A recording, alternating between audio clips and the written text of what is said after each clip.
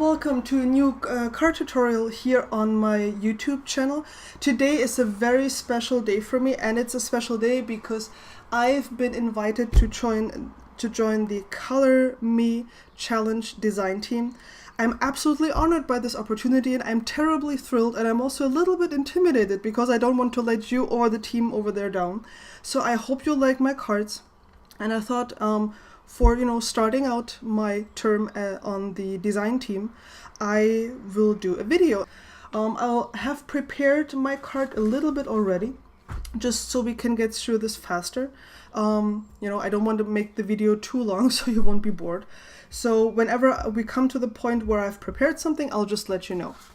So here we go. This is my card base.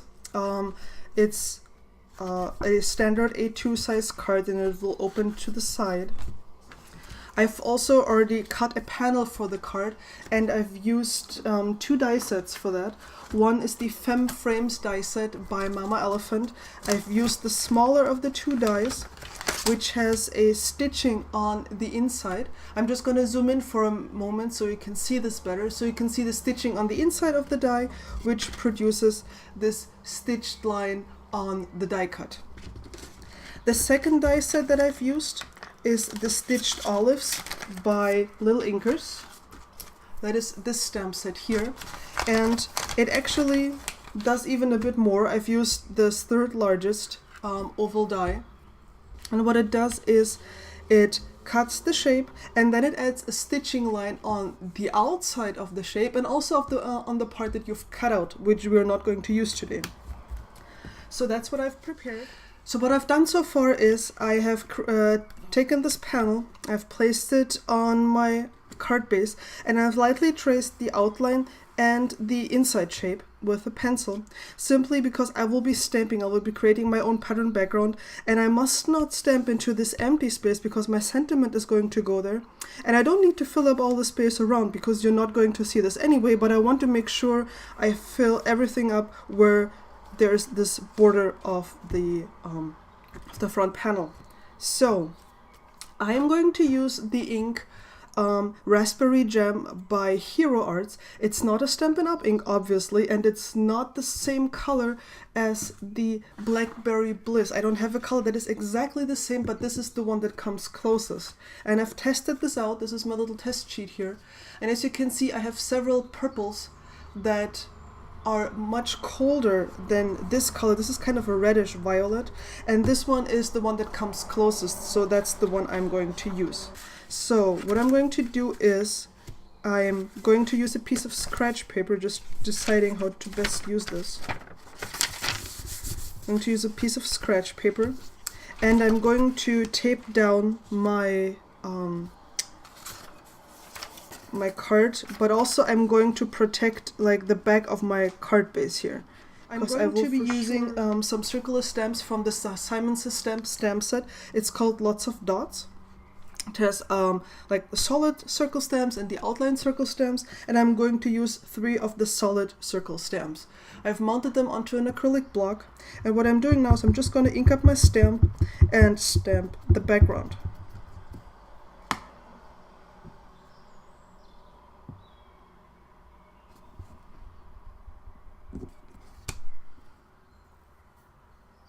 And as you can see, I've already made an oopsie here, because I got ink on my acrylic block, so you really want to be careful when you do this. And I've also noticed now that I've stamped for the very first time that this circle stamp is actually a little too big, and I'm going to exchange it for a smaller one.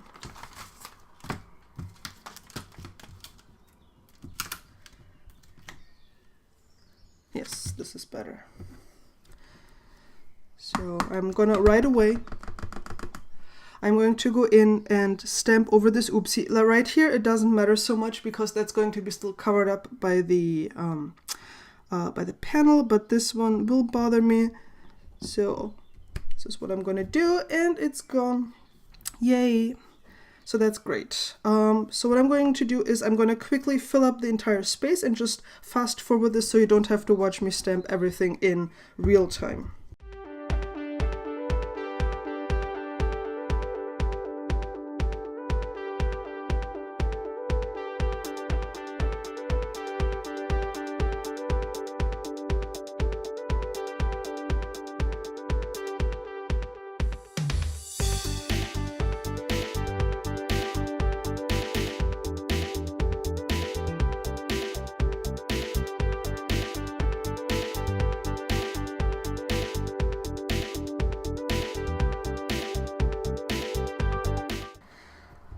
So, as you can see, I have stamped my background very carefully, and I've also cleaned off my hands before I touched the front panel, because of course I want that to be pristine white.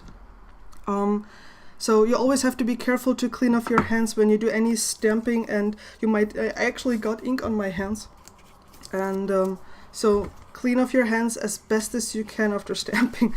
Like, ask me how I know. Okay, we can put this aside for now. And what we're left with is this beautiful background that I've stamped. I'm just gonna let the ink dry for another minute or so before I erase the pencil lines that I made. I don't want to risk smearing the ink, but I can already erase the pencil lines from the inside. So this is how we're going to mount. Actually, I shouldn't have erased this, because I need to know where to stamp my sentiment. Anyhow, we can, for now, I'm just gonna put, this is masking tape, and just folded this onto itself. So it's basically holding my panel here in place. And the reason I'm doing this is just because I just wanted to temporarily be here. So I can now take my flowers. Oh, you don't know about the flowers yet. So what I've done is, I've taken these flower dies by Paper Smooches. Just gonna take them out so you can see what I did. So, where are the flower dies? Here are my dies. Just gonna zoom in here. Whoops, I'm sorry. So I hope you can see that. I've taken these dies and I've run them through my die cut machine twice. Once with pattern paper, and this pattern paper is from a Stampin' Up paper pad. All the supplies I'm using are listed in the YouTube description below or on my blog. And I've also run this through my die cutting machine, the Sizzix Big Shot, on white cardstock. So those are the two papers that I've used. And what these dies will do, they will cut leaves and stems and little flowers. But for two of the flowers and for this one leaf, it also cuts on the inside, so you don't get just the flower shape, you also get a cut from the inside, which means you can paper piece. I always want to say paper piercing. Don't ask me why. It's paper piecing. English is not my native language, so I'm excused, right? Okay, so now that I've shown you the dies, let me show you what I got when I ran this through my Big Shot. Gonna leave this zoomed in a bit.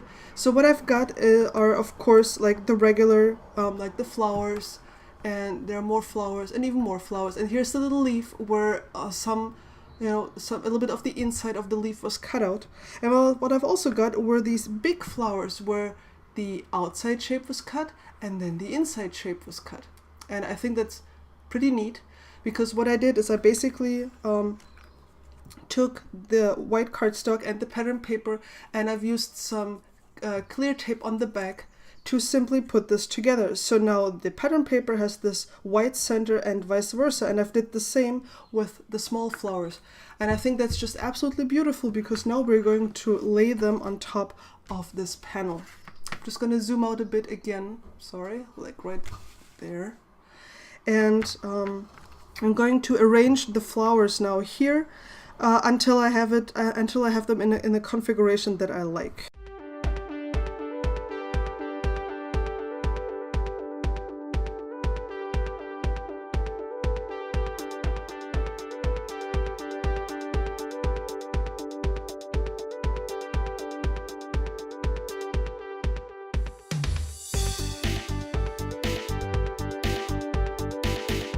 Okay, I think I'm pretty happy with the way it looks right now, because I have to move the flowers away, because I'll be individually gluing or foam 3D mounting them onto the panel. I'm going to take a snapshot with my phone. This is just so practical. So I'm just going to do this. Okay, then I can keep this on my phone to the side so I can actually refer back to it. The most annoying part I find is, when you find the perfect layout and then you move the stuff aside and then you forget. It just makes me so unhappy. Okay, I'm going to be, like, whatever's in the background will be glued to the panel, and what's on top will be mounted on foam. So I'm going to use my tape runner. This is just a very inexpensive tape runner. And I'm gonna mount the white one on top of the purple ones, so it will have the darker colors in the background and there will be a little bit more contrast for that. And then I'm going to use my newly arrived foam tape. Woohoo! I've got foam tape! I'm so happy. You might wonder why, but this stuff is insanely expensive in Germany. It basically costs about twice as much as it does in the US. So my colleagues went to WWDC, that is the Worldwide Developer Conference by Apple. We make apps. And I asked a colleague to bring me back foam tape from the US, and he did. So I just love him for that.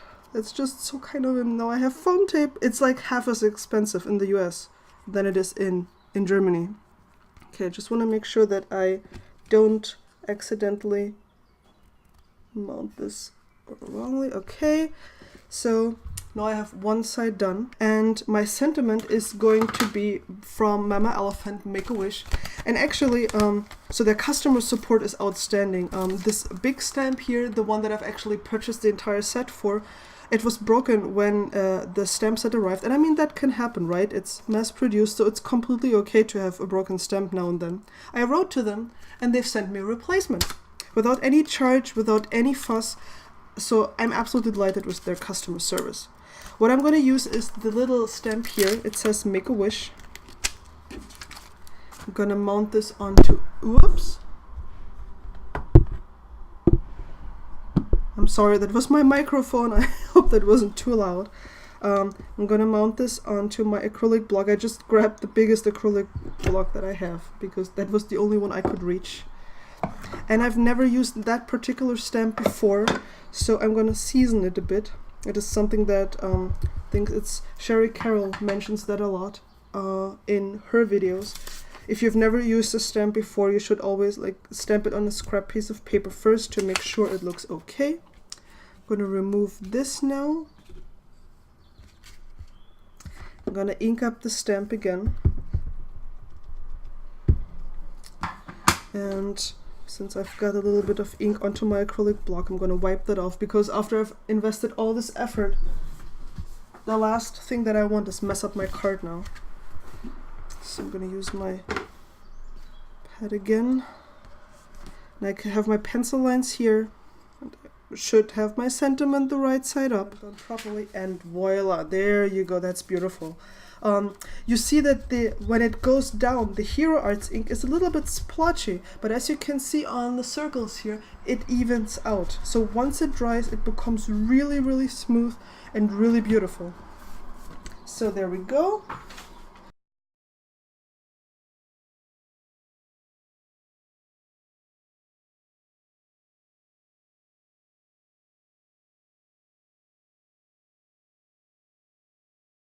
So basically what just happened is that my battery died, so I have no idea until when you actually saw what I did. What I did is I was just trying to make sure that I aligned the panel correctly, and then I pressed down, and now it's on my card base. So the front of the card is done, but I also always like to include something on the inside of the card, simply to finish it off better. So I'm going to stamp another sentiment from the very same stamp set on the inside of the card. There you go. Beautiful inside on the inside. Now we're quickly going to add some of the dots. I simply like to, bring the outside design of the card to the inside as well. It just rounds the card up. I don't even know if that is an expression that exists in English, I'm sorry. But it just, it makes it somehow complete, more complete. That is it. Thank you so much for watching today, and I hope to see you over at the Color Me challenge blog, and I can't wait to see what you do for our challenge. Thanks, and bye!